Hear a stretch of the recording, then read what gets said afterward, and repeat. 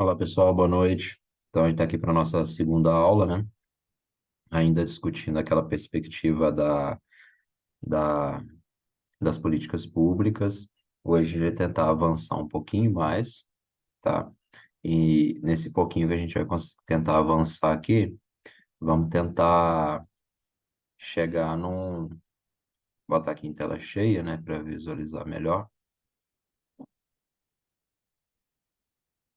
Aí, agora ficou bem melhor.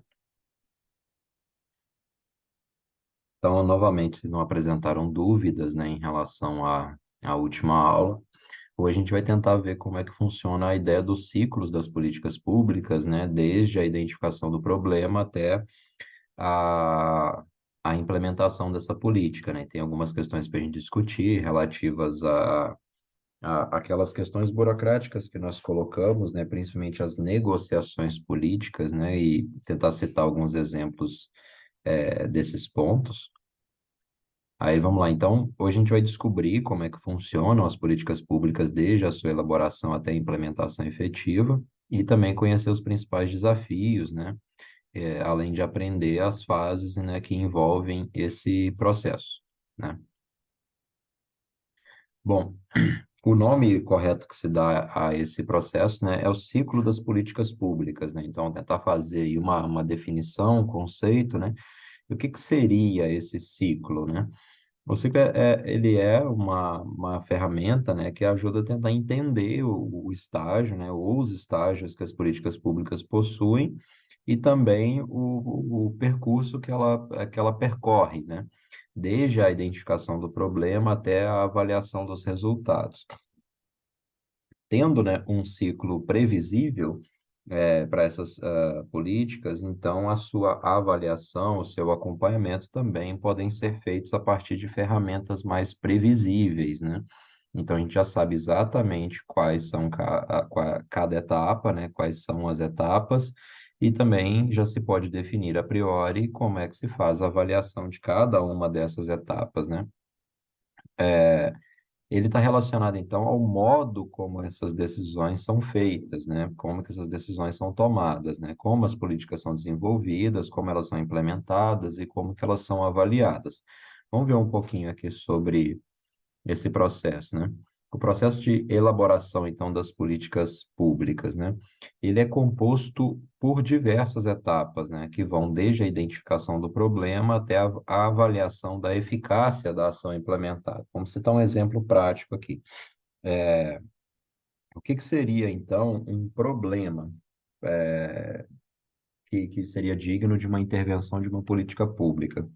Seria, por exemplo, o que nós tivemos aí na pandemia 2020, na pandemia do Covid, né, do SARS-CoV-2, é, a manutenção do fluxo de pessoas, né, a manutenção da nossa vida cotidiana poderia colocar em risco a nossa própria saúde, a nossa própria sobrevivência.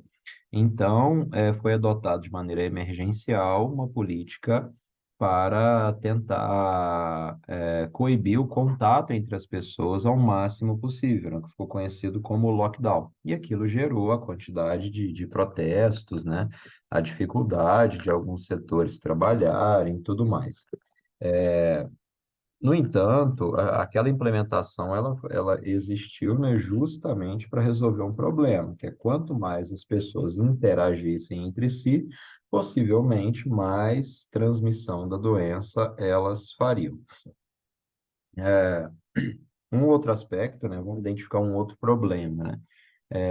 As pessoas de uma determinada camada social ou classe socioeconômica não estão acessando a educação superior. Então, isso é um problema, porque numa democracia nós precisamos que as pessoas acessem o ensino superior de maneira igualitária. Então, você cria uma política pública, num primeiro momento, de ampliação do acesso ao ensino superior, a partir do aumento do número de vagas nas instituições públicas. Num segundo momento, essa ampliação do acesso chega também às instituições privadas, né, principalmente por meio de financiamentos, como o FIES, como o ProUni.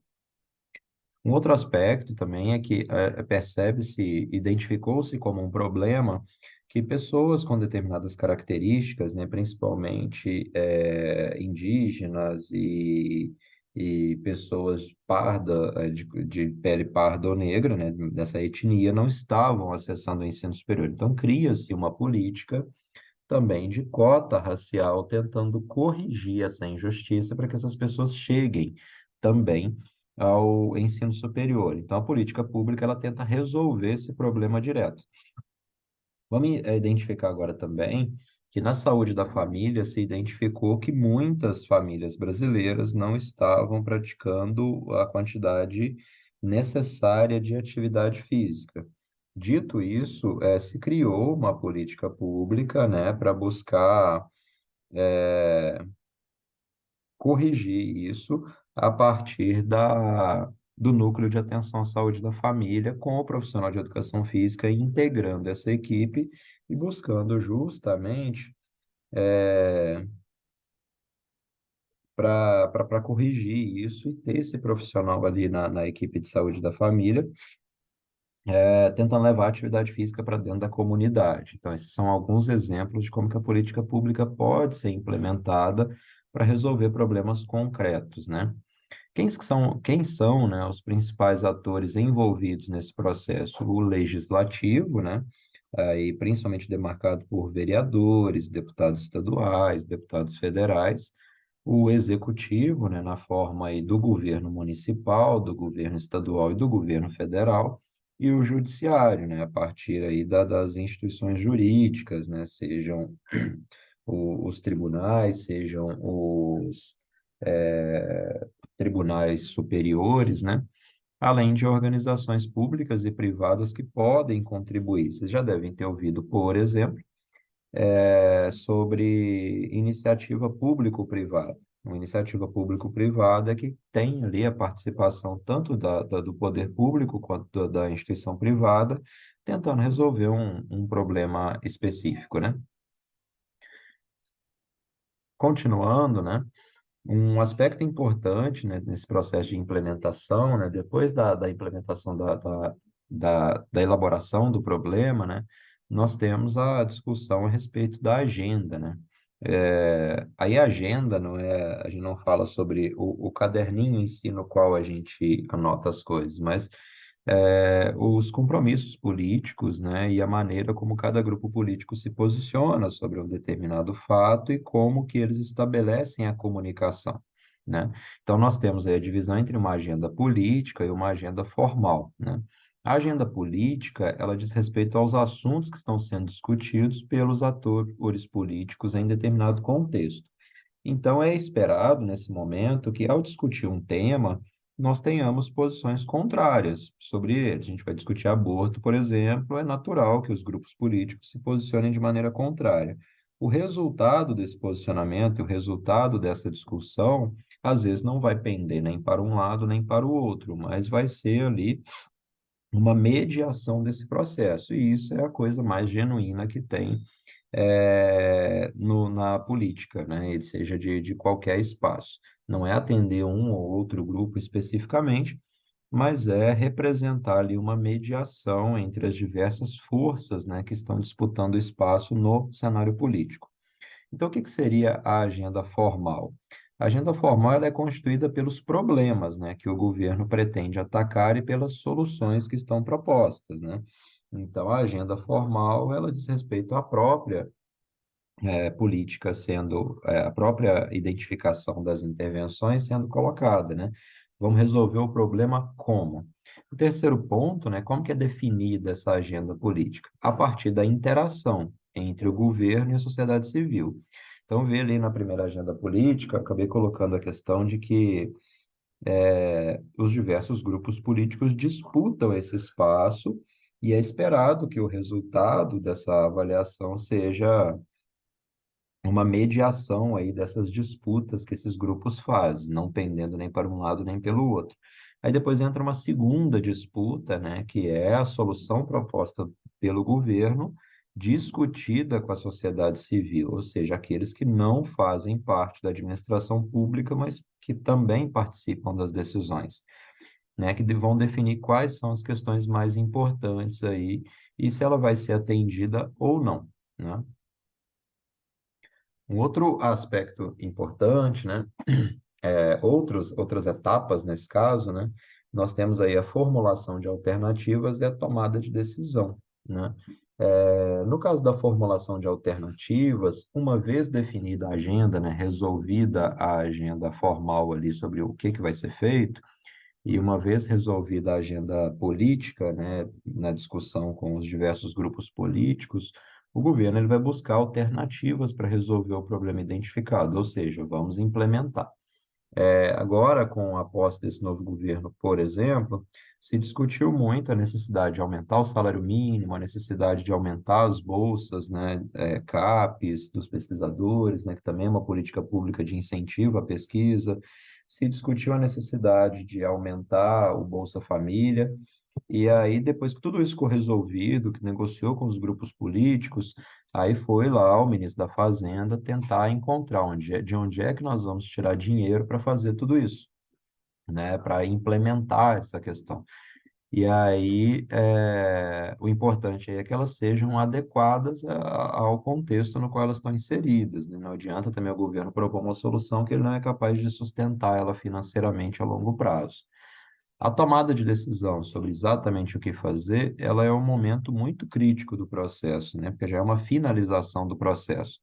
A escolha da alternativa, ela depende de diversos fatores, ó, como a viabilidade política e financeira, né? Alguns temas, eles podem ser ditos que eles são mais caros, né? Então, às vezes, o governo vai ter que fazer tanto esforço para poder conseguir implementá-lo, que ele, às vezes, até abandona a discussão, fala, não, é o momento de discutir isso aqui, justamente porque vai se gastar o que o pessoal dos comentários de TV normalmente chamam de capital político, porque ele vai ter que negociar tanto, às vezes vai ter que dar contrapartida para os diversos grupos políticos, porque senão ele nunca vai ter uma política pública sua implementada. Então, não é o aspecto mais bonito e admirável da política, mas ele existe e ele precisa ser discutido, ele precisa ser discutido, né? O ponto 3, né, os principais desafios na tomada de decisão é garantir a participação da sociedade civil e a transparência nos processos de escolha, né? Então, nós temos leis específicas no Brasil que determinam que nós temos que ter acesso à informação justamente para que nós sejamos os maiores fiscalizadores do governo, para que nós consigamos fiscalizar ali o que está sendo feito do dinheiro público, né, do patrimônio público, que é nosso, né? Então, nós deveríamos ser os maiores interessados nesse processo. E algumas instituições da sociedade civil, como organizações não governamentais e outras instituições, participam desse processo também para associações, né, participam do processo para garantir que ele esteja de acordo com a legislação e também de acordo com as necessidades, né, que nós vamos colocar. Depois da tomada de decisão, né, nós temos o processo aí, então de implementação. Como que elas são implementadas, né? Após a tomada de decisão, é hora de colocar a ação em prática, né? Esse é um processo complexo e que também envolve muitos atores diferentes, né? Aqui, uma vez, né, viabilizada o recurso financeiro, viabilizado o recurso político, é hora de começar, é hora de botar a mão na massa. Então, muitas vezes é aqui que algumas políticas públicas vão se provar muito eficazes ou não.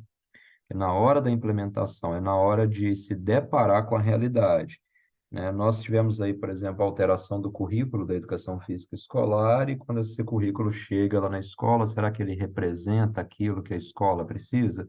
No caso da reforma do ensino médio, por exemplo, apesar do processo ter sido amplo, alguns problemas ali no processo fizeram com que o produto final e a implementação dele não fosse exatamente aquilo que estava necessitando. E depois de implementadas, isso foi percebido e já se discute a possibilidade de alteração desse currículo, porque ele não está atendendo ao que a sociedade realmente precisa, né?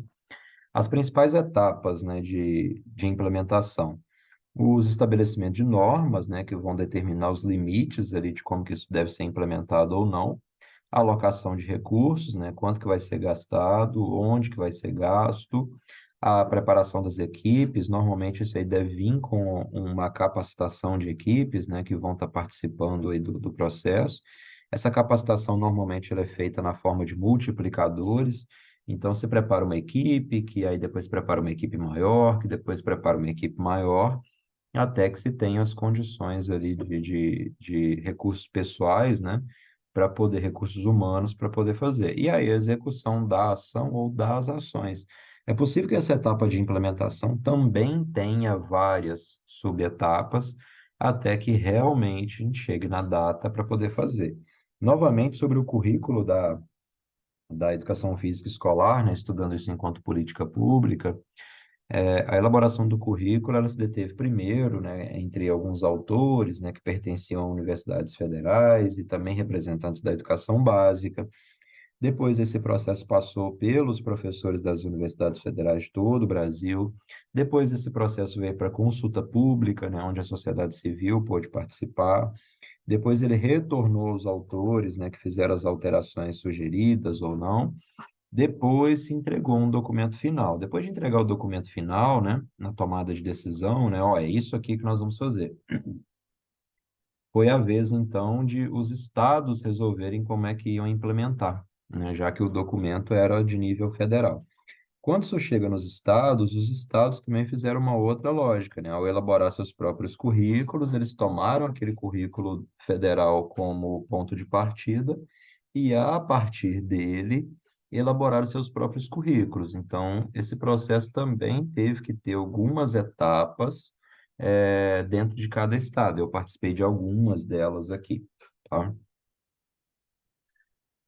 A avaliação, né? A avaliação é uma outra etapa da implementação das políticas públicas, né? Que é a avaliação dos resultados. Após a implementação, é importante medir os resultados, né? E verificar se a ação atingiu os objetivos estabelecidos. É o que se analisa agora em relação ao ensino médio, que ao fazer a avaliação de como que o novo ensino médio foi implementado, ele não está gerando o resultado que se esperava, né? Esse processo de avaliação ele é contínuo, não é um momento específico que foi lá e se avaliou a questão, mas ela deve ser feita continuamente, né, para garantir que a política pública esteja sempre sendo aprimorada e atinja cada vez mais eficácia, tá? Não é porque ela esteve eficaz num determinado período, num determinado momento, numa determinada avaliação, que ela vai ser eficaz para sempre. Então, a avaliação precisa ser contínua. E para concluir, né, o conhecimento sobre as políticas públicas é fundamental para entender o funcionamento do Estado e da sociedade, do Estado aqui não no sentido estadual, né, mas do Estado enquanto a organização política, né, do país, a participação da sociedade também, né, a participação social da sociedade civil, ela é essencial para garantir que as políticas atendam às necessidades da sociedade, às necessidades reais e às necessidades daqueles que mais precisam. E a responsabilidade coletiva, né? A construção de políticas públicas é uma responsabilidade coletiva de todos os atores sociais envolvidos no processo. Nós não podemos entender que isso é uma responsabilidade do governo, que isso é coisa do governo e que nós devemos cruzar os braços e esperar que o governo faça por nós. O que nós devemos fazer é participar, seja na forma dos conselhos, seja questionando aqueles que nos representam, para que o processo de construção dessas políticas, quando elas chegarem aqui, elas atendam exatamente aos nossos interesses, né, os interesses daqueles que mais necessitam. Ok, pessoal? Qualquer dúvida, vocês podem entrar em contato comigo. Teria o maior prazer em responder. E aguardo vocês na próxima aula, ok? Abraço.